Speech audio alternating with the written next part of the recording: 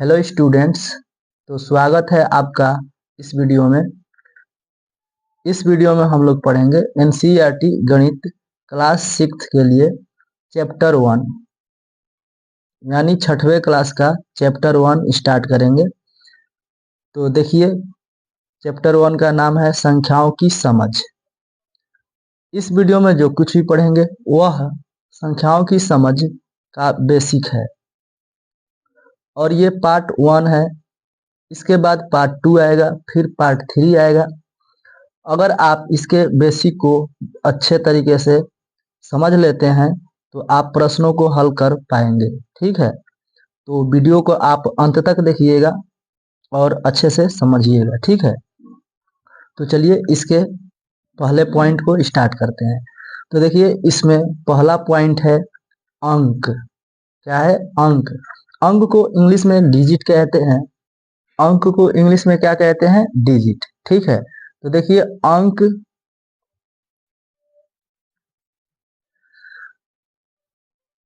अंक किसे कहते हैं या अंक क्या होते हैं? देखिए, तो 0, 1, 2, 3 डॉट डॉट 9 तक, यानी 0 1 से लेके 9 तक सभी जो होते हैं अंक होते हैं। क्या होते हैं? अंक। ठीक है, और हम लोग ये भी कह सकते हैं कि अंकों की संख्या जो होगी वो 10 होगी। अगर आपसे कोई पूछे कि अंक कितने होते हैं तो हम लोग कह सकते हैं कि टोटल अंकों की संख्या 10 होती है। कितने? 10। तो 10 अंक होते हैं टोटल। ठीक है, देखिए 0 से गिनेंगे 9 तक तो कितने अंक हो जाएंगे? 10 हो जाएंगे। ठीक है, तो देखिए यहाँ पर इसका डेफिनेशन है 0, 1, 2, 3, 4, 5, 6, 7, 8 और 9 को अंक कहते हैं। अंक 10 होते हैं। ठीक है, ये कितने हैं? टोटल 10 हैं। ठीक है, तो यही अंक होते हैं। क्लियर है? देखिए अगला पॉइंट है संख्या। अगला पॉइंट क्या है? संख्या। तो देखिए संख्या किसे कहते हैं? देखिए संख्या को इंग्लिश में नंबर्स बोलते हैं। ठीक है, संख्या किसे कहते हैं? अंकों के मिलने से संख्या बनती है। क्या बनती है? अंकों के मिलने से संख्या बनती है। जैसे देखिए यह 1 है तो ये क्या है? अंक है। मान लीजिए यहाँ पर 2 हम लगा देते हैं इसके साथ में, तो ये क्या हो गया? अब ये हो गया 12 और इसका नाम क्या है? संख्या है। ठीक है, इसका नाम क्या है? संख्या है। तो अगर आपसे पूछा जाए कि इसमें कितने अंक हैं, इसमें कितने अंक हैं, तो हम लोग बोलेंगे 1, 2। तो इसमें टोटल 2 अंक है और इस संख्या का नाम क्या है? तो 12। इस संख्या का नाम क्या है? 12 है। ठीक है, तो देखिए संख्या का डेफिनेशन क्या है? अंकों की सहायता से संख्याएं बनती है। संख्याएं अनेक होती है। तो हम लोग इस प्रकार से अंकों को जमा सकते हैं साथ में। इस तरीके से देखिए, ये हो गया 35, ये हो गया 30 और ये हो गया 3। ये क्या है? 3 है। इस संख्या में कितने अंक हैं? तो इस संख्या में टोटल 1 अंक है। कितने अंक है? 1 अंक है, केवल 3 है। इसको केवल 3 बोला जाएगा। ठीक है, इसी प्रकार मान लीजिए यहाँ पर लिख दिए हम 320। ठीक है, इसमें पूछा जाएगा कितने अंक है, तो इसमें बोलेंगे कि 3 अंक है। कुल कितने अंक है? तो 3 अंक है। लेकिन इसी को लिख दिया जाए कि 0, 3, 2, तो इसमें कितने अंक है? तो केवल 2 अंक है। इसमें कितने अंक है? तो केवल 2 ही अंक है। ठीक है, इसमें केवल 2 अंक है। ठीक, सबको क्लियर है? अगर पहले 0 लगा रहे तो इस 0 को काउंट नहीं किया जाता है। ठीक है, केवल 0 के बाद वाली संख्याओं को काउंट करना है। तो इस पूरी संख्या में कितने अंक हुए? तो 2 अंक हुए। इसी प्रकार से लिख दिया जाए कुछ भी इतना। ठीक है, लास्ट में 0 हो तो इसमें बोलेंगे कितने अंक है, तो इस 0 को भी काउंट करना है।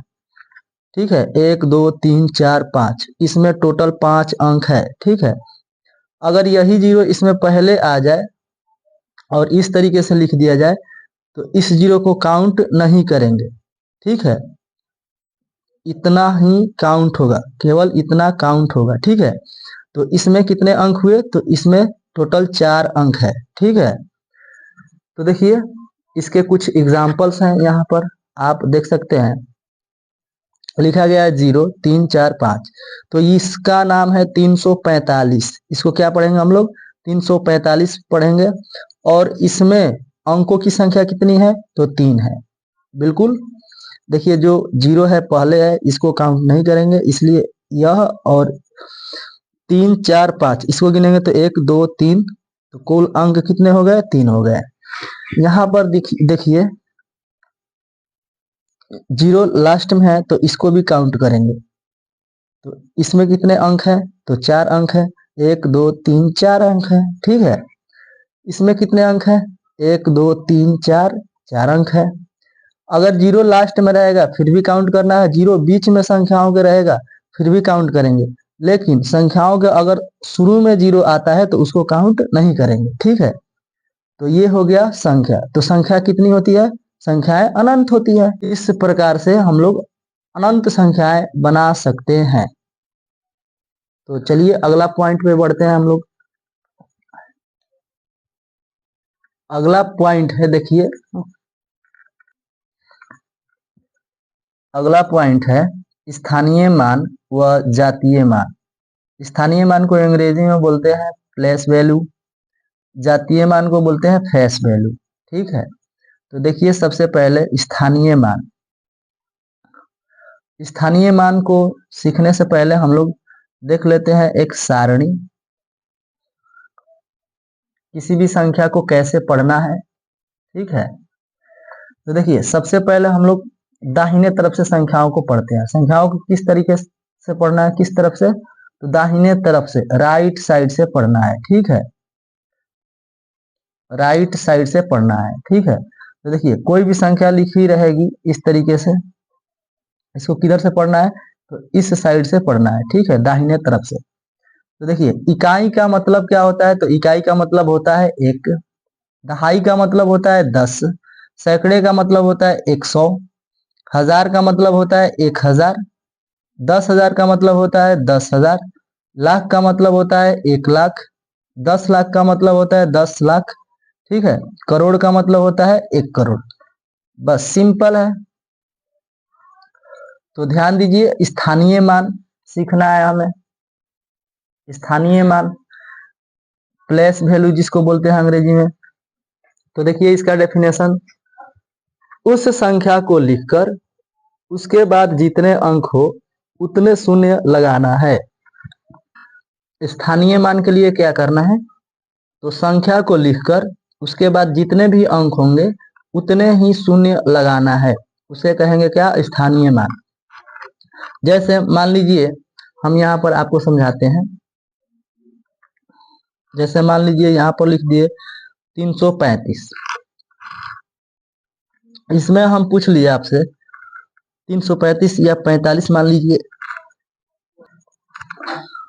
तो इसको मान लीजिए 345।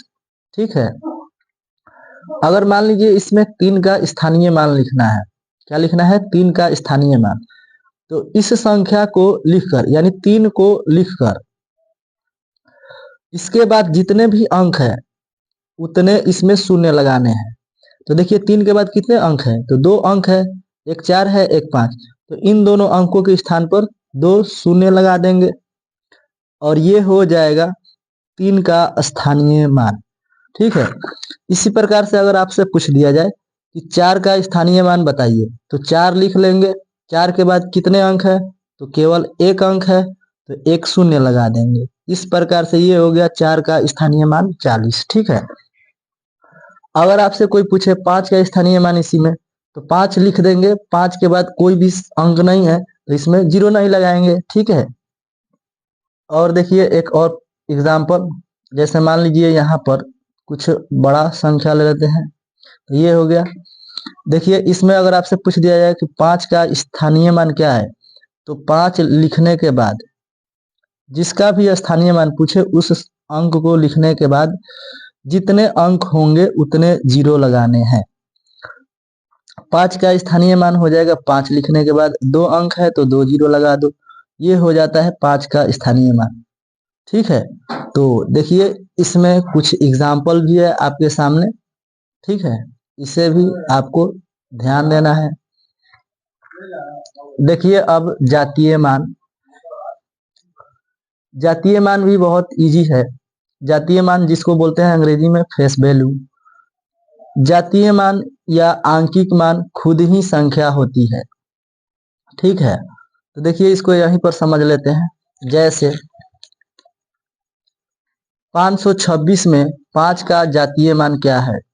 तो देखिए जातीय मान या आंकिक मान भी इसको कहते हैं, खुद ही संख्या होती है। इस संख्या में अगर 5 का जातीय मान पूछा गया है तो 5 लिख दो, यही जातीय मान हो गया। ठीक है, अगर इसी में पूछ दिया जाए कि 2 का जातीय मान क्या होगा तो 2 ही लिख दो, वही जातीय मान है। 6 लिख दो, 6 हो गया जातीय मान 6 का। ठीक है स्टूडेंट्स, आशा करते हैं कि आपको बहुत ही अच्छे से समझ में आया होगा। तो आप इसका स्क्रीनशॉट लेना चाहते हैं तो स्क्रीनशॉट ले लीजिए और एक अच्छा सा नोट्स तैयार करिए। और इस वीडियो में इतना ही।